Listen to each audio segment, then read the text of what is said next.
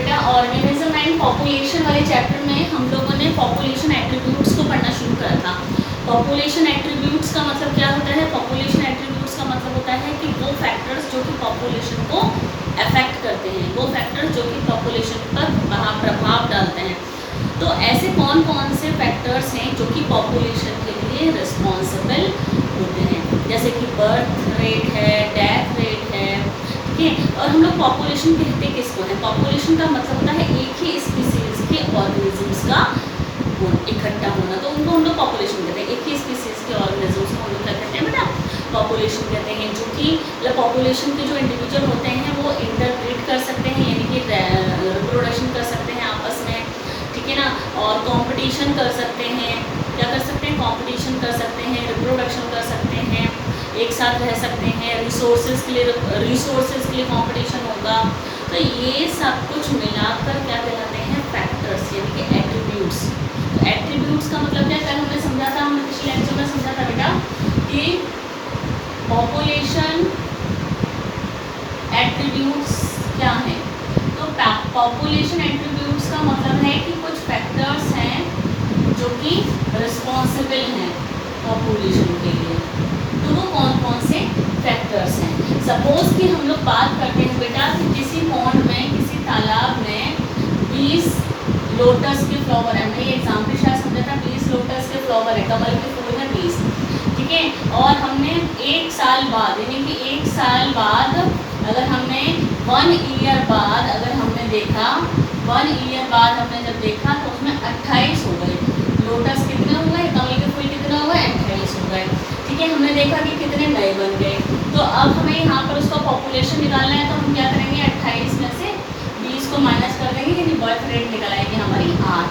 क्या निकल आएगी? 8। तो ये क्या होगा? ये हमारा बर्थ रेट, यानी कि इतने नए बन गए, 8 नए लोटस के फ्लावर, 8 नए लोटस के फ्लावर बन गए। तो हमने कहा था कि इस तरीके से हम बर्थ रेट को निकाल लेते हैं। क्या निकाल लेते हैं बेटा? बर्थ रेट को निकाल लेते हैं।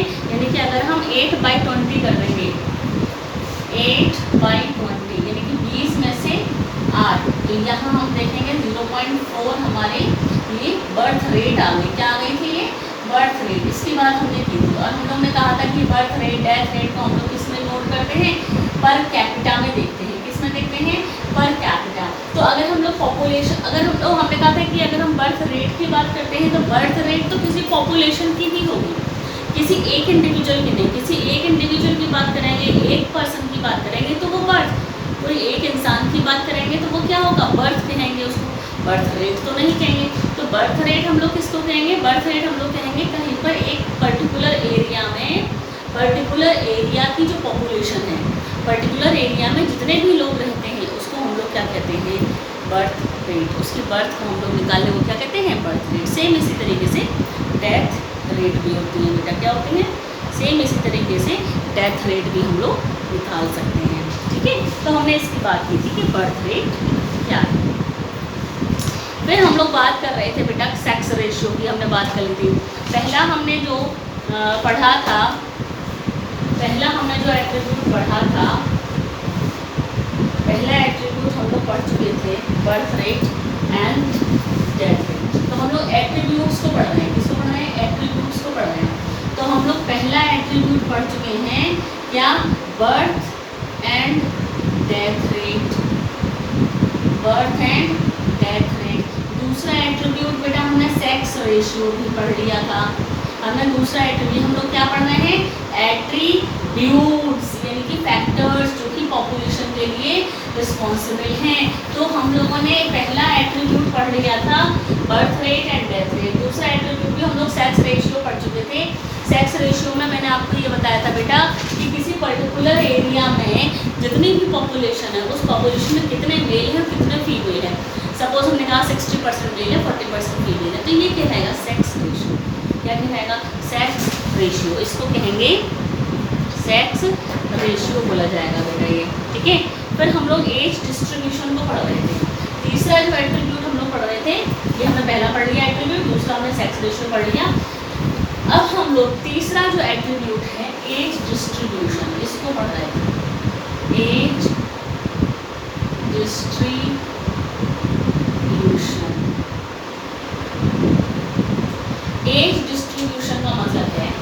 किसी पर्टिकुलर एरिया में जो पॉपुलेशन है उस पॉपुलेशन में कितने लोग प्री रिप्रोडक्टिव एज में हैं, ये 18 साल से कम है, जिनमें कि अभी रिप्रोडक्शन स्टार्ट नहीं हुआ है ना, प्यूबर्टी एज से कम reproductive age, pre reproductive age जो मानी जाती है 18 साल से कम मान सकते हैं उसको।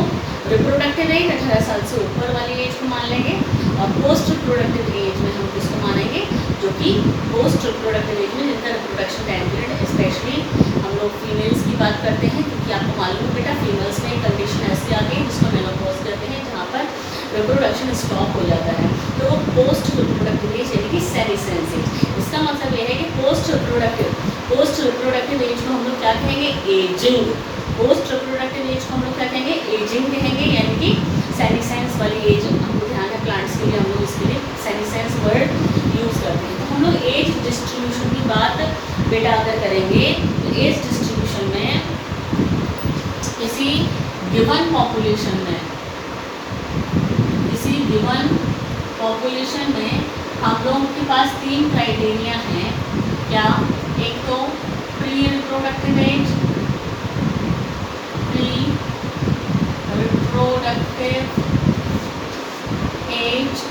है ना, दूसरा उसके बाद रिप्रोडक्टिव एज और पोस्ट रिप्रोडक्टिव एज।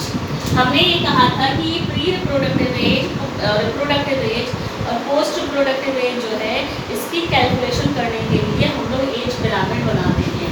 क्या बनाते हैं, इसकी कैलकुलेशन के लिए, इसकी जो कैलकुलेशन हम लोग करते हैं एज डिस्ट्रीब्यूशन की, इसके लिए क्या बनाते हैं हम लोग, एज पिरामिड्स। क्या बनाते हैं, एज पिरामिड्स। हमने 3 पिरामिड्स की बात की थी, उससे हमने थोड़ा सा पढ़ लिया था। एज पिरामिड्स हमने कहा था 3 प्रकार के होंगे एज पिरामिड्स। पहला एज पिरामिड हमने कहा था ग्रोइंग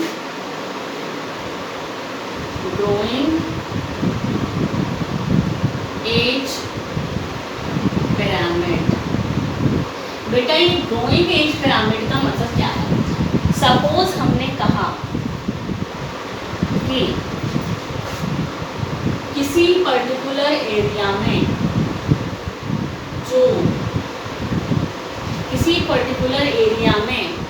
जो प्री रिप्रोडक्टिव एज वाले हैं वो ज़्यादा हैं। मैंने कहा ये प्री रिप्रोडक्टिव, ये लोग देख रहे हैं सबसे ज़्यादा pre reproductive, maximum pre reproductive देख रहे हैं, ये प्री रिप्रोडक्टिव ज़्यादा है। प्री रिप्रोडक्टिव ज़्यादा हैं तो इनसे कम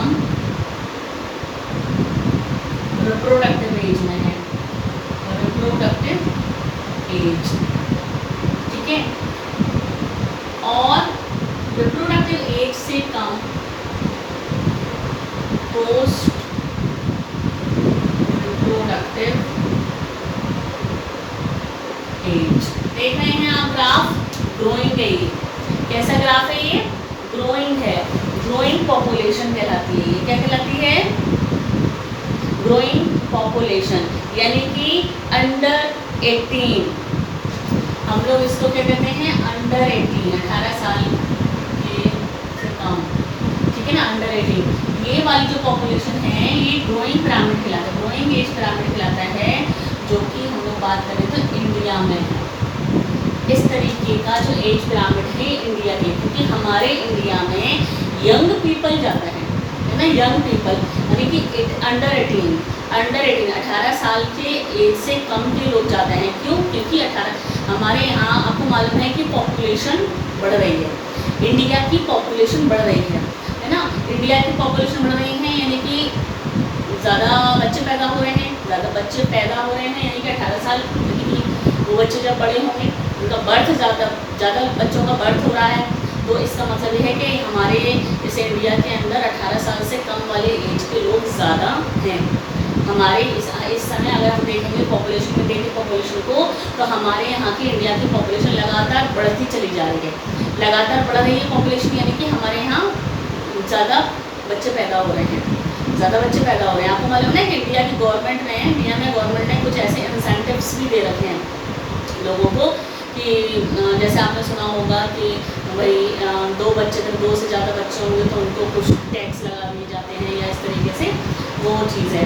तो पॉपुलेशन बढ़ती चली जा रही है, तो ग्रोइंग एज पिरामिड कहलाता है, जो कि इंडिया में, याद रखना आपको, ये ग्रोइंग एज पिरामिड हम लोग बात कर रहे हैं कि इंडिया की जो पॉपुलेशन है वो ग्रोथ कर रही है, ग्रोइंग है। तो हमारे इंडिया में अंडर 18 बच्चे ज़्यादा हैं ना, अंडर 18 लोग ज़्यादा हैं क्योंकि पॉपुलेशन बढ़ रही है, तो बर्थ ज़्यादा हो रहा है।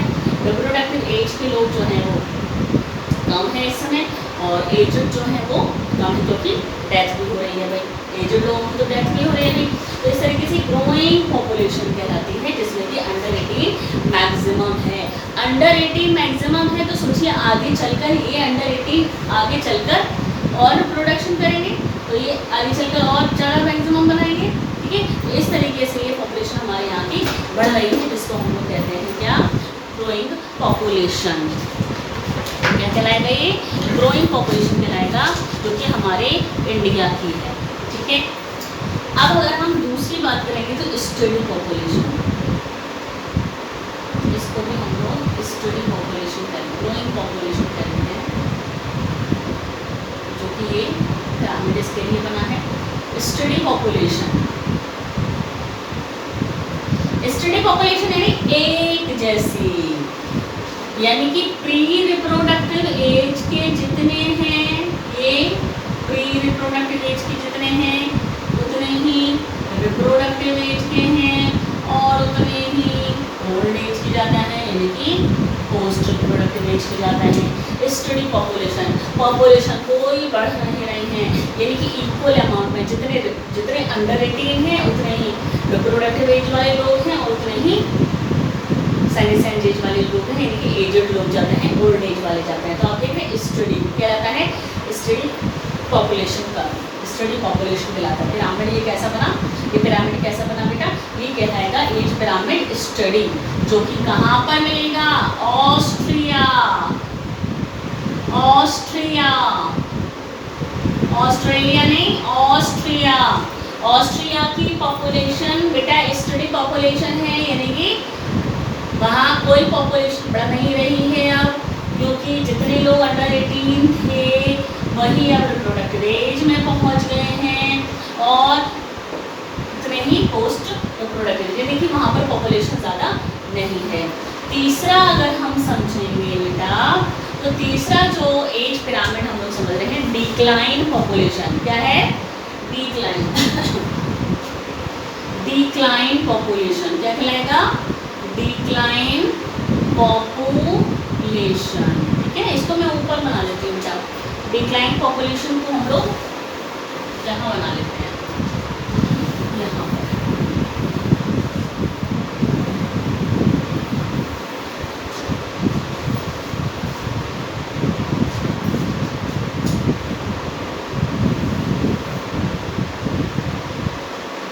तीसरा decline population, decline population, decline population का मतलब क्या हुआ, कम होना, पॉपुलेशन का कम होना, यानी कि जो प्री रिप्रोडक्टिव एज के लोग ज़्यादा हैं वो बहुत ही कम है, प्री रिप्रोडक्टिव एज के कम हैं बहुत, ये प्री रिप्रोडक्टिव एज के लोग कम हैं, इससे ज़्यादा रिप्रोडक्टिव एज के हैं, और इससे भी ज़्यादा बूढ़े लोग हैं, यानी कि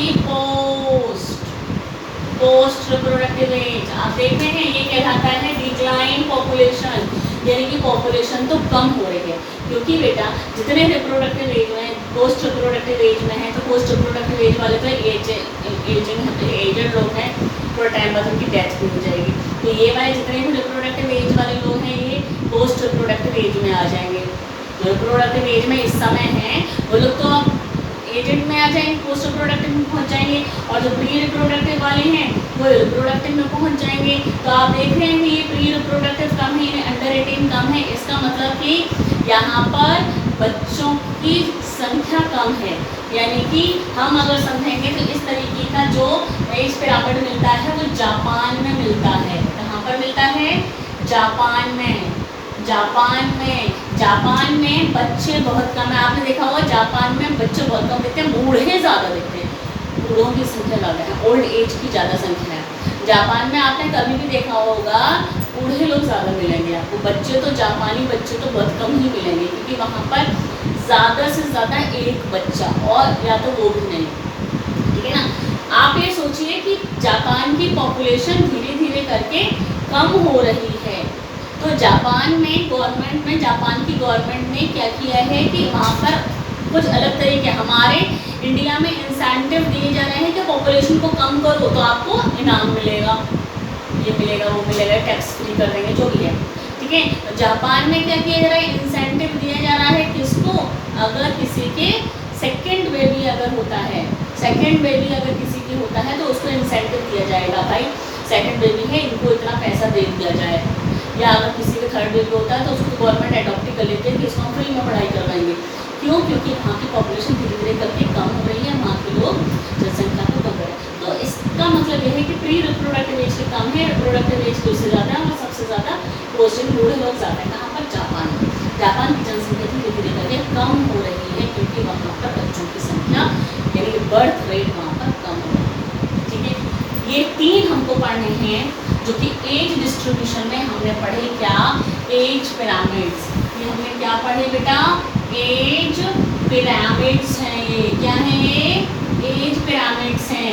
कौन कौन से, ग्रोइंग पॉपुलेशन, जो कि इंडिया में आपको मैंने बताया कि हमारे यहाँ बच्चों की संख्या ज़्यादा है, बर्थ रेट ज़्यादा है, ज़्यादा बच्चे पैदा हो रहे हैं। स्टडी पॉपुलेशन ऑस्ट्रिया में, जिसमें कि इक्वल बराबर है, pre reproductive as, reproductive age, post reproductive as सब इक्वल है, कोई भी जनसंख्या बढ़ नहीं रही है, कांस्टेंट है, कांस्टेंट यानी कि स्टडी पॉपुलेशन। तीसरा मैंने आपको बताया जनसंख्या कम हो रही है, पॉपुलेशन कम हो रही है, कहाँ, जापान में, जिसमें कि प्री रिप्रोडक्टिव एज के लोग तो बहुत ही कम हैं, बच्चे बहुत कम हैं, तो रिप्रोडक्टिव एज के फिर थोड़ा सा उससे ज़्यादा, और सबसे ज़्यादा तो ओल्ड एज के लोग जाते हैं पोस्ट रिप्रोडक्टिव एज में।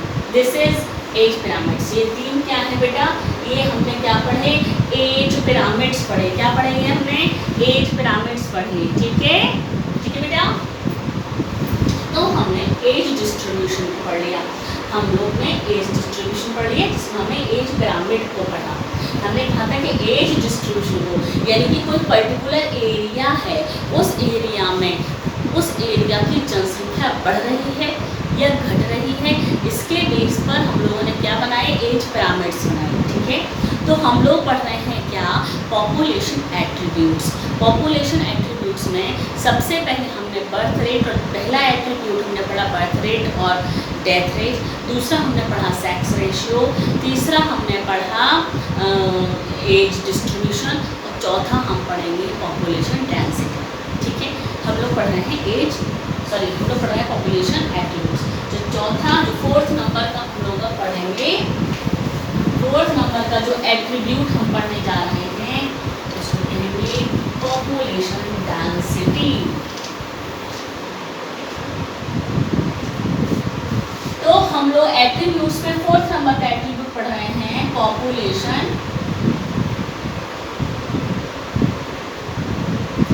डेंसिटी। पॉपुलेशन डेंसिटी का मतलब होता है कि किसी पर्टिकुलर एरिया में, इसका मतलब होता है किसी पर्टिकुलर एरिया में कोई पर्टिकुलर स्पीशीज, पॉपुलेशन डेंसिटी, इस एरिया में ह्यूमन बीइंग्स की पॉपुलेशन क्या है, पॉपुलेशन डेंसिटी। इस एरिया में गाय की पॉपुलेशन कितनी है, पॉपुलेशन डेंसिटी। यानी किसी पर्टिकुलर एरिया में पर्टिकुलर स्पीशीज के नंबर्स को कहते हैं पॉपुलेशन डेंसिटी। क्या कहते हैं, पॉपुलेशन डेंसिटी कहते हैं, ठीक है। किसी पर्टिकुलर एरिया में पर्टिकुलर स्पीशीज की संख्या, ऑर्गेनिज्म की संख्या, पर्टिकुलर एरिया में पर्टिकुलर स्पीशीज के ऑर्गेनिजम्स कितने हैं उसको कहते हैं पॉपुलेशन डेंसिटी। इसको किससे रिप्रेजेंट करते हैं? इसको हम लोग शो करते हैं रिप्रेजेंटेड बाय एन। इससे शो करते हैं पॉपुलेशन डेंसिटी के लिए सिंबल क्या है? पॉपुलेशन डेंसिटी का सिंबल है N, capital N. Population density का सिंबल है बेटा कैपिटल एन, ठीक है, ये वाली बात हमने की। और यहाँ पर हम लोग जो एरिया है ना, ये जो एरिया है इस एरिया को हम लोग पर स्क्वायर किलोमीटर, है ना, पर स्क्वायर मीटर, कुछ भी मतलब कह सकते हैं ना, डिपेंड करता है कि हम लोग किस एरिया की बात कर रहे हैं। हम लोग ने कहा कि पॉपुलेशन डेंसिटी क्या नहीं है, तो अगर हम इस एरिया की बात कर रहे हैं तो बहुत बड़े एरिया की बात कर रहे हैं, तो हम लोग जैसे पूरे इंडिया की बात कर रहे हैं या यूपी की बात कर रहे हैं या किसी अलग राज्य की बात कर रहे हैं, तो हम लोग पर स्क्वायर किलोमीटर बना पड़ेंगे। लेकिन अगर छोटे से एरिया की, जैसे कि हम लोग लैब में देखते हैं, लैब में पेट्री डिश जो होती है, उस पेट्री डिश के अंदर हम लोग बैक्टीरिया की ग्रोथ करते हैं, तो उसके अंदर थोड़ी ना पर स्क्वायर किलोमीटर बोलेंगे, तो वहाँ पर स्क्वायर मिलीमीटर, पर स्क्वायर सेंटीमीटर, इस तरीके से। तो डिपेंड करता है कि हम लोग किस एरिया की बात कर रहे हैं, उस एरिया के अकॉर्डिंग हम लोग इसको देखते हैं पर स्क्वायर किलोमीटर या जो भी, ठीक है। तो उसको पॉपुलेशन को हम लोग देखते हैं। एक पेट्री डिश के अंदर हमने कल्चर बनाया, उसके अंदर बैक्टीरिया की ग्रोथ की, तो वहाँ पर एक स्पीशीज़ के एक ही तरीके के जो बैक्टीरिया हैं, वो बैक्टीरिया की पॉपुलेशन डेंसिटी एन कहलाएगी।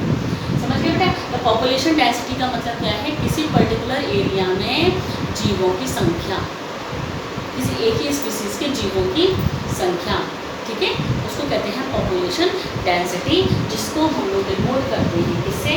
कैपिटल एन से, ठीक। अब हम लोग पढ़ेंगे population growth, important. Population growth, growth होती कैसे है? ग्रोथ होती कैसे है? अगर हम लोग पॉपुलेशन ग्रोथ की बात करेंगे तो पॉपुलेशन में ग्रोथ कैसे होती है ना बेटा?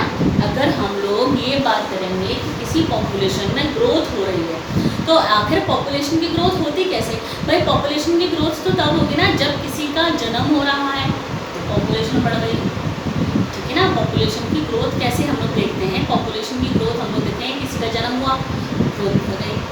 दो चीज़ें होती हैं पॉपुलेशन ग्रोथ में जो कि पॉपुलेशन को बढ़ाती हैं, और दो चीज़ें होती हैं जो कि पॉपुलेशन को घटाती हैं। पॉपुलेशन देखते हैं ना, क्योंकि इस नेचर में हम लोग ये देखते हैं कुछ तो ऐड ऑन हो रहे हैं, कुछ वहाँ से निकल रहे हैं, तो सब कुछ मिला के किसी का जन्म हो रहा है, किसी की मृत्यु हो रही है ना क्या? किसी की बर्थ हो रहा है और किसी की डेथ हो रही है, तो हमको पूरी पॉपुलेशन को देखना है, दैट इज पॉपुलेशन ग्रोथ। तो पॉपुलेशन ग्रोथ में हमें 4 चीज़ों का ध्यान रखना है, ठीक है। मेनली पॉपुलेशन ग्रोथ में हमें क्या करना है, ये देखना है कि किस तरीके से पॉपुलेशन ग्रोथ करती है। तो पॉपुलेशन ग्रोथ के लिए जो फैक्टर्स हैं, पॉपुलेशन की ग्रोथ के लिए जो फैक्टर्स हैं, उसमें सबसे पहला फैक्टर क्या है? पॉपुलेशन डेंसिटी, जो कि हमें मालूम है कि पॉपुलेशन डेंसिटी यानी एन, पॉपुलेशन डेंसिटी यानी एन। पॉपुलेशन डेंसिटी क्या है? इस एरिया में जितने ऑर्गेनिज्म प्रेजेंट हैं एक ही स्पीसीज के, उसको बोलते हैं पॉपुलेशन डेंसिटी। अब ये पॉपुलेशन डेंसिटी को कौन कौन से फैक्टर्स प्रभावित करेंगे? कुछ तो इसके अंदर ऐड होंगे, कुछ इसमें से बाहर निकलेंगे। तो हमने कहा कि हम 2 चीज़ें पढ़ रहे हैं, तो जैसे कि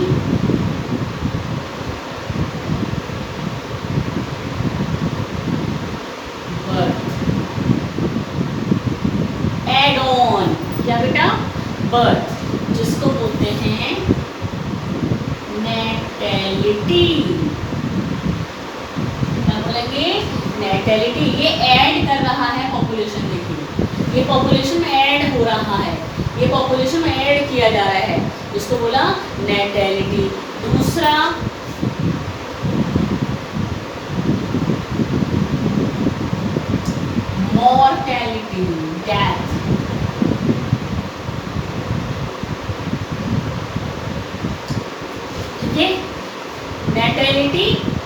मॉर्टेलिटी, ये ऐड हो रहा है इसमें, और यहाँ पर ये इसमें से बाहर यानी कि ये रिमूव, यहाँ से रिमूव हो रहा है, ये ऐड हो रहा है वो रिमूव हो रहा है। तो ये बात हमने की। तीसरा हम लोग एडिशन का बात करते हैं बेटा, इमाइग्रेशन। क्या? इमाइग्रेशन यानी इस पॉपुलेशन डेंसिटी में ऐड होना ऑर्गेनिज्म का। माइग्रेशन जानते हैं बेटा, इमाइग्रेशन यानी कि जैसे आपको मैंने बताया ना, भरतपुर बर्ड सेंचुरी जो है, कियोलेडो जो नेशनल पार्क है राजस्थान में, भरतपुर में कियोलेडो नेशनल पार्क में कुछ बर्ड साइबेरिया से आती हैं सर्दियों में और थोड़े टाइम के लिए कियोलेडो नेशनल पार्क में रहती हैं, फिर अपने वापस लौट जाती हैं। तो कियोलेडो नेशनल पार्क में इमाइग्रेशन हुआ उन बर्ड का। इमाइग्रेशन का मतलब होता है किसी पॉपुलेशन में एंटर करना, ठीक है। और एक और फैक्टर देखिए, इमाइग्रेशन, इमाइग्रेशन बोलते हैं, इमाइग्रेशन, इमाइग्रेशन यानी कि रिमूव। बर्ड्स आई हैं थोड़े टाइम के लिए, इमाइग्रेशन, है ना, ठीक है बेटा। अब यहाँ पर इस पॉपुलेशन में बर्ड्स आई हैं तो इमाइग्रेशन, तो इस पॉपुलेशन में से कोई ऑर्गेनिज्म ऐसे भी तो होंगे जो किसी दूसरी जगह चले गए होंगे, तो इमाइग्रेशन। बात समझ में आ रही है? ये पॉपुलेशन में कुछ चीज़ें यहाँ से बाहर, कोई ऑर्गेनिज्म यहाँ से रिमूव हो जाना, कोई ऑर्गेनिज्म यहाँ से कहीं दूसरी जगह पर माइग्रेट कर जाना।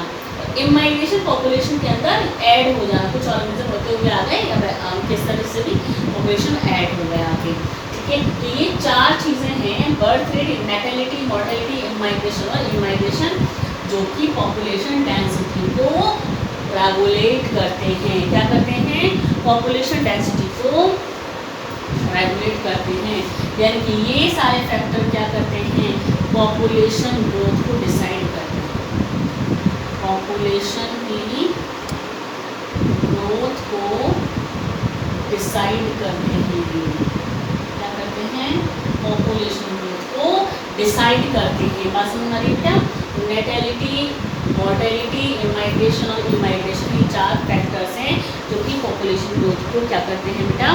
डिसाइड करते हैं, ठीक है। ध्यान रखिएगा, इम्पोर्टेंट है ये चार्ट, बहुत ही ज़्यादा ये चार्ट बेटा बहुत ही इम्पोर्टेंट है ना।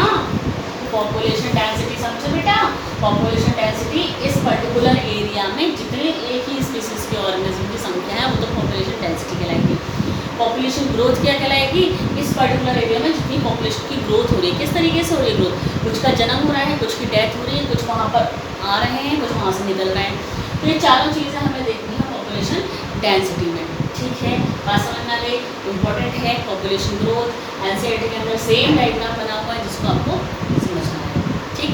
चलिए आगे हम लोग बात करते हैं ग्रोथ मॉडल्स की। इसकी ग्रोथ मॉडल्स,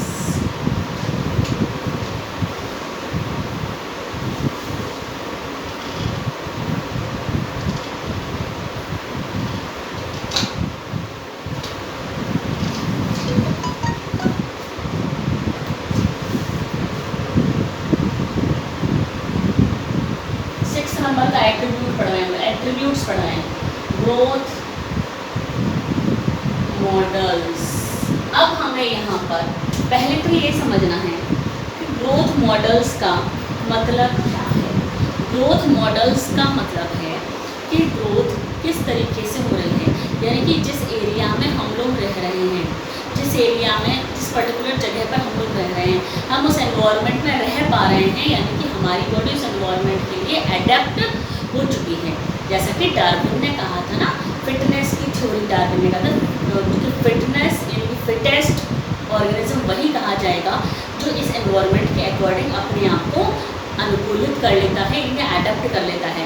और जो ऑर्गेनिज्म अपने आप को एडेप्ट नहीं कर पाता है वो इस एनवायरनमेंट में सर्वाइव नहीं कर पाता है, ये डार्विन ने कहा था। इसी के अकॉर्डिंग हम लोग ग्रोथ मॉडल्स को पढ़ेंगे बेटा। दो ग्रोथ मॉडल्स पढ़ने हैं आपको ना दो ग्रोथ मॉडल्स पढ़ने हैं। एक तो हमें पढ़ना है एक्सपोनेंशियल ग्रोथ मॉडल और दूसरा पढ़ना है लॉजिस्टिक ग्रोथ। इसके अंदर हम लोग ना दो तरीके की ग्रोथ पढ़ेंगे बेटा। एक तो पढ़ेंगे एक्सपोनेंशियल ग्रोथ, है ना, और दूसरा पढ़ेंगे हम इसमें लॉजिस्टिक ग्रोथ, है ना। तो मैं एक आइडिया देती हूँ कि क्या है एक्सपोनेंशियल ग्रोथ। हम इस एनवायरनमेंट में रह रहे हैं, तो इस एनवायरनमेंट में जो रिसोर्सेज हैं, रिसोर्सेज यानी जिसकी वजह से हम लोग सर्वाइव कर पा रहे हैं, खाने की चीज़ें, हवा, पानी, ये सारी चीज़ जो कि हमें ज़िंदा रहने के लिए ज़रूरी है। रिसोर्सेज का मतलब है वो सारी चीज़ें जो हमारे ज़िंदा रहने के लिए ज़रूरी हैं। जब हम यहाँ पर इस एनवायरनमेंट में, हम या कोई भी ऑर्गेनिज्म इस एनवायरनमेंट में सर्वाइव कर रहे हैं, तो हमें सारे रिसोर्सेज मिल रहे हैं, जिसकी हमें ज़रूरत है वो हमें रिसोर्सेज मिल रहे हैं, ताकि हम जिंदा हैं और रिप्रोडक्शन करके कोई भी ऑर्गेनिज्म अपनी पॉपुलेशन को बढ़ाता रहता है, जिसको वो ग्रोथ मॉडल्स कहते हैं। ये जो एक्सपोनेंशियल ग्रोथ है बेटा, ये केवल लैब में होती है, जैसे कि हमने बात की कि बैक्टीरिया की ग्रोथ। लेकिन लॉजिस्टिक ग्रोथ जो होती है ये लैब में नहीं, ये नेचर में होती है, प्रकृति में, जो कि किसी भी ऑर्गेनिज्म के लिए हो सकती है। एक्सपोनेंशियल ग्रोथ की बात करें तो बेटा, अगर हमने माना कि एक पैट्री डिश है कांच की, इसको मैं बता रही हूँ अभी एक्सपोनेंशियल ग्रोथ को, ये कांच की पैट्री डिश है, उस पैट्री डिश के अंदर आपने कल्चर को भर दिया, उस कल्चर के अंदर आपने बैक्टीरिया को डाल दिया। अब बैक्टीरिया को आप सारी चीज़ें प्रोवाइड करो ना, आप बैक्टीरिया को सारी चीज़ें दे रहे हो, सारी चीज़ें प्रोवाइड करो, जो भी चीज़ें बैक्टीरिया की ग्रोथ के लिए ज़रूरी हैं, वो सारे रिसोर्सेज आप बैक्टीरिया को देते चले जा रहे हो, बैक्टीरिया को देते चले जा रहे हो, बैक्टीरिया को न्यूट्रिशन मिलता चला जा रहा है और बैक्टीरिया अपनी ग्रोथ करता चला जा रहा है। पूरी की पूरी पैट्री डिश भर गई बैक्टीरिया से। आपने तो 2 बैक्टीरिया डाले थे, 4 डाले थे, पूरी बैक्टीरिया से ये पूरी पैट्री डिश जो है बैक्टीरिया से भर चुकी है, यानी बैक्टीरिया की पॉपुलेशन बढ़ती ही चली जा रही है, बैक्टीरिया की पॉपुलेशन बढ़ती ही चली जा रही है। देख रहे हैं आप, ये बैक्टीरिया की पॉपुलेशन में स्टडी की बढ़ती चली जा रही है, बढ़ती चली जा रही है, बढ़ती चली जा रही है। क्यों बढ़ती चली जा रही है? क्योंकि आप सभी रिसोर्सेज को प्रोवाइड कर रहे हैं, उसको सभी रिसोर्सेज मिल रहे हैं, सभी रिसोर्सेज प्राप्त हो रहे हैं, उसको किसी चीज़ की कोई कमी नहीं है, कोई रिसोर्स की कमी नहीं है। कमी होती तो ग्रोथ रुक जाती, नहीं कमी नहीं, तो इतने बैक्टीरिया हो चुके, तो आपको इन सारे बैक्टीरिया को एक बड़ी पैट्री डिश में ट्रांसफ़र करना पड़ा, और बड़ी पैट्री डिश में आपने फिर उसको रिसोर्सेज देना शुरू करा, ग्रोथ बढ़ती ही चली जा रही है। तो इससे जो ग्रोथ कर्व बनता है, वो ग्रोथ कर्व यानी जे शेप्ड कर्व बन जाता है। कैसा देख रहे हैं आप? जे शेप का, जे शेप्ड कर्व बनता है इससे, जिसको हम लोग एक्सपोनेंशियल ग्रोथ कहते हैं। और ये सिर्फ लैब में होता है, क्योंकि नेचर में इस तरीके की ग्रोथ नहीं होती है, क्योंकि नेचर में कोई ना कोई तो ऐसा फैक्टर आ जाता है जो कि लिमिटिंग फैक्टर होता है। लिमिटिंग फैक्टर का मतलब कि वो हमें प्रभावित करे, हमारे ग्रोथ को प्रभावित करे, ठीक है। तो हम लोग नेक्स्ट लेक्चर में इनके बारे में और ज़्यादा पढ़ेंगे, डिस्क्रिप्शन पढ़ना है हमें इन दोनों का, जो कि बहुत ही इंपॉर्टेंट है बेटा। तो हम लोग ग्रोथ मॉडल को नेक्स्ट में कंटिन्यू करेंगे। अभी मैंने आपको सिर्फ ये बताया है कि एक्सपोनेंशियल ग्रोथ का मतलब क्या है, और डिस्क्रिप्टिव इसको पढ़ेंगे बेटा।